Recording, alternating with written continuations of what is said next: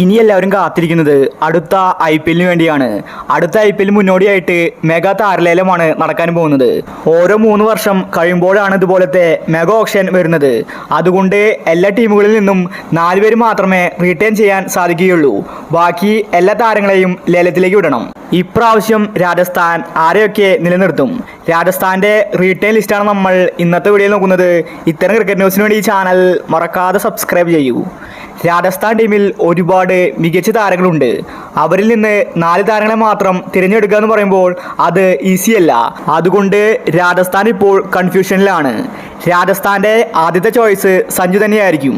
പക്ഷേ സഞ്ജുവിന് റെക്കോർഡ് തുകയാണ് മറ്റു ടീമുകൾ ഓഫർ ചെയ്യുന്നത്. CSK, മുംബൈ, ഡൽഹി പോലുള്ള ടീമുകൾ സഞ്ജുവിന് വേണ്ടി രംഗത്തുണ്ട്. സഞ്ജു ഇതുവരെ അവരോട് ഓക്കെ പറഞ്ഞിട്ടില്ല.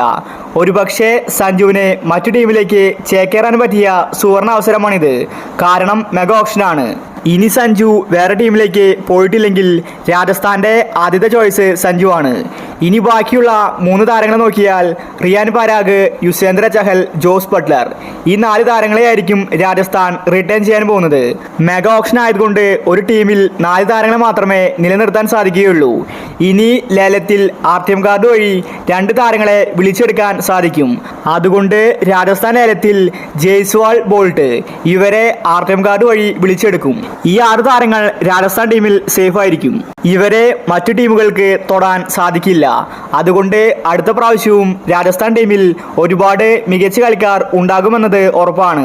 ഇവരെ കൂടാതെ രാജസ്ഥാൻ ലേലത്തിൽ വലിയ താരങ്ങളെ ലക്ഷ്യമിടുന്നുണ്ട്. അതുകൊണ്ട് രാജസ്ഥാൻ അടുത്ത പ്രാവശ്യം 2 കൽപ്പിച്ചായിരിക്കും വരാൻ പോകുന്നത്. രാജസ്ഥാനെ കപ്പടിച്ചേ മതിയാവൂ. അടുത്ത IPL സഞ്ജു രാജസ്ഥാനിലുണ്ടെങ്കിൽ സഞ്ജു തന്നെയായിരിക്കും രാജസ്ഥാന്റെ ക്യാപ്റ്റനാകാൻ സാധ്യത. അല്ലെങ്കിൽ പിന്നെ ബട്ട്ലറാണ് മറ്റൊരു ചോയ്സ്. എന്തായാലും രാജസ്ഥാന്റെ റീറ്റെയിൽ ലിസ്റ്റ് ഇതാണ്. അപ്പോൾ അടുത്ത IPL നിങ്ങൾ സപ്പോർട്ട് ചെയ്യുന്ന ടീം ഏതാണെങ്കിൽ താഴെ ഒന്ന് കമന്റ് ചെയ്യുക.